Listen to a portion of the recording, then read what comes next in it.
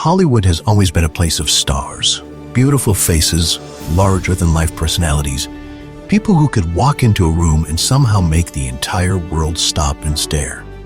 But in the roaring 1920s, one of the biggest stars in all of Hollywood wasn't a handsome leading man, or a glamorous actress, or even a famous comedian. He had 4 legs, a wet nose, pointed ears, and he couldn't say a single line of dialogue. Yet audiences adored him. Movie studios depended on him. Children wanted to be him. Adults trusted him. And at the height of his fame, he earned more money than most of the actors working beside him. This is the incredible true story of the dog who saved a movie studio, became one of the biggest celebrities on earth, and proved that sometimes the greatest stars don't need words at all. This is Hollyweird Stories. Every Hollywood legend has an origin story. For Rin Tin Tin, that story began in one of the darkest places imaginable. France, 1918, World War I. The fighting had devastated entire villages. Fields were nothing but mud. Buildings were piles of broken stone. The sound of artillery echoed across the countryside almost every hour. American soldier Lee Duncan had seen enough destruction to last several lifetimes. One afternoon, while searching through the remains of a bombed-out village, he heard something unexpected. No shouting, no gunfire, whimpering. Following the tiny cries, Duncan discovered what had once been a military kennel. The building had been destroyed. Most of the dogs had been killed.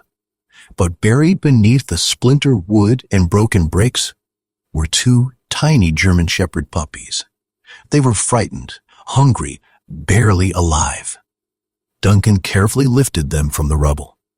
No one knows exactly why he decided to save them.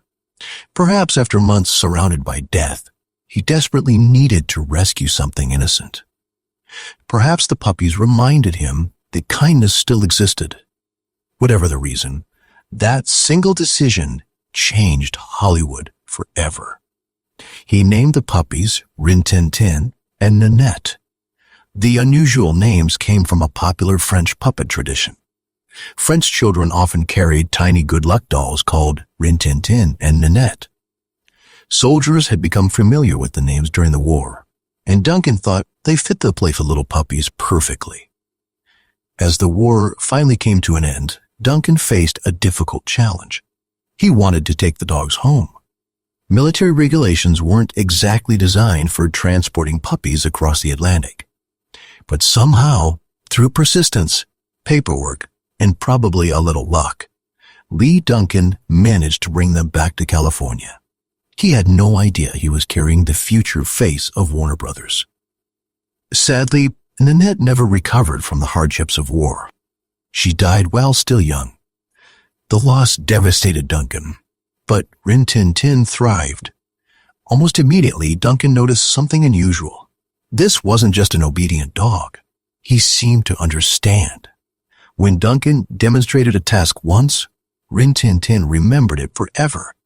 His balance was remarkable, his athletic ability almost unbelievable. He could leap obstacles other dogs refused to attempt. He learned commands almost instantly. More importantly, he genuinely seemed to enjoy working. Training became their daily routine. Lee Duncan wasn't a wealthy man. He wasn't connected to Hollywood. He simply loved his dog and wanted to see what he could accomplish. Every evening after work, the two practiced together, jumping, running, climbing, responding to hand signals, performing increasingly complicated routines. Neither of them realized they were quietly preparing for one of the greatest careers in movie history.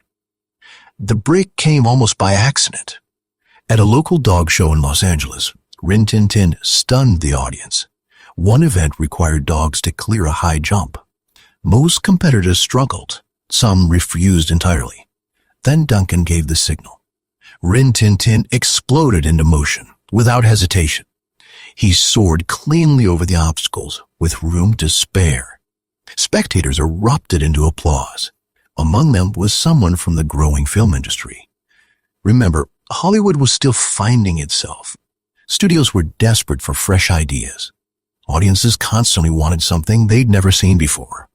A dog capable of performing incredible athletic feats? That sounded like box office gold. An early opportunity arrived when Duncan was hired to bring Rin Tin Tin onto a film set. Legend has it that during production, a movie's trained wolf became injured. The filmmakers needed an immediate replacement. Rin Tin Tin stepped in.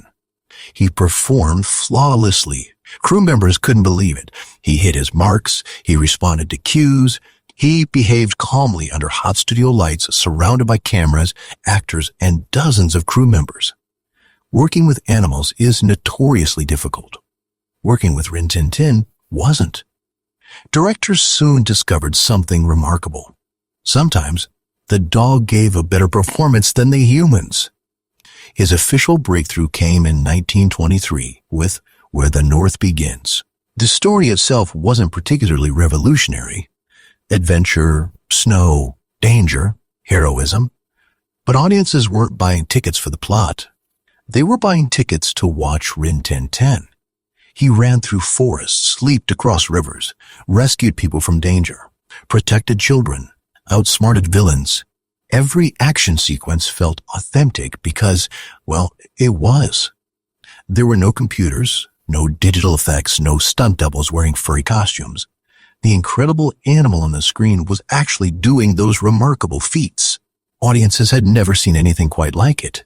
The film became an enormous success.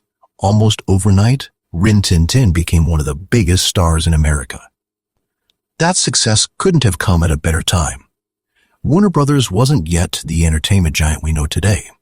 In the early 1920s, it was struggling. The studio had experienced financial setbacks. Competition was fierce. A few major failures could have ended everything. Then came Rin Tin Tin. Movie after movie featuring the German Shepherd became profitable. When Warner Brothers needed guaranteed ticket sales, they turned to him. He became their insurance policy, their remarkable hitmaker.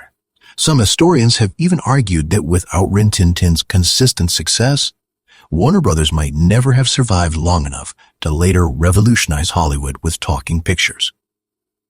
It's a remarkable thought. One loyal dog may have helped save one of history's greatest movie studios. As his popularity exploded, so did his paycheck. Most working actors during the silent era earned respectable wages. Stars earned considerably more. But Rin Tin Tin entered an entirely different category. At his peak, he reportedly earned up to $6,000 per week. In the 1920s, that was astonishing. Adjusted for inflation today, that's roughly equivalent to around $90,000 every single week. Imagine explaining that to someone who makes the most money in this movie. The dog? It's almost unbelievable, yet completely true. Hollywood embraced the absurdity. Contracts were ceremonially signed with his paw print. Newspapers covered his latest films. Magazines featured photographs of him. Studios carefully protected his public image. His schedule included publicity appearances, professional portraits, interviews with Lee Duncan speaking on his behalf. His fame spread beyond movie theaters. Children collected Rin Tin Tin toys, Rin Tin Tin comic strips, listened to Rin Tin Tin radio adventures. Years later, television would continue the legacy with The Adventures of Rin Tin Tin, introducing him to an entirely new generation. His name became synonymous with courage and loyalty. Not bad for a puppy rescued from a battlefield. What made audiences love him so much? Part of it was certainly his intelligence. Part of it was his athletic ability. But there was something deeper. Silent films depended entirely on visual storytelling. Actors exaggerated facial expressions. Gestures became larger than life. Everything had to communicate emotion without spoken words. Somehow, Rin Tin Tin understood that instinctively. Watch his films today. His ears rise with curiosity. His posture changes with fear. His eyes soften with affection. He looks genuinely concerned when someone is in danger. He seems genuinely joyful when reunited with a friend. Modern audiences know these as careful trained behaviors. yet they still feel emotionally real. That emotional connection made him unforgettable. One of Hollywood's favorite legends concerns the very first Academy Awards. The story goes like this. When Academy members cast their votes for Best Actor, Rin Tin Tin supposedly received the highest number. Imagine that. The greatest acting honor in America, almost going to a German Shepherd. According to legend, Academy executives worried that giving their brand new award to a dog would undermine the ceremony's credibility. So they quietly awarded the Oscar to human actor Emil Jannings instead. Now, is that story true? Probably not exactly. Most historians believe it's more myth than documented fact. There isn't enough surviving evidence to confirm that Rin Tin Tin actually won the vote. But here's what's fascinating. The rumors spread because people found it believable. That's how famous he was. People honestly thought, yes, that sounds like something Rin Tin Tin could do. Few performers ever reached that level of public admiration. Despite worldwide fame, Lee Duncan never forgot where his friend came from. To him, Rin Tin Tin wasn't primarily a celebrity.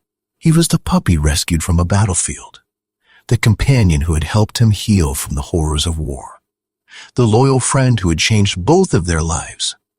Their bond remained incredibly close throughout Rin Tin Tin's career. No matter how many premieres, how many reporters, or how many fans surrounded them, they were still just a soldier and his dog. By the 1930s, Hollywood was changing. Sound films had taken over. The silent era was ending.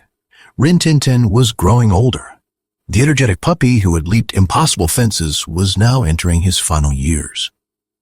On August 10th, 1932, at the age of about 13, Rin Tin Tin quietly passed away.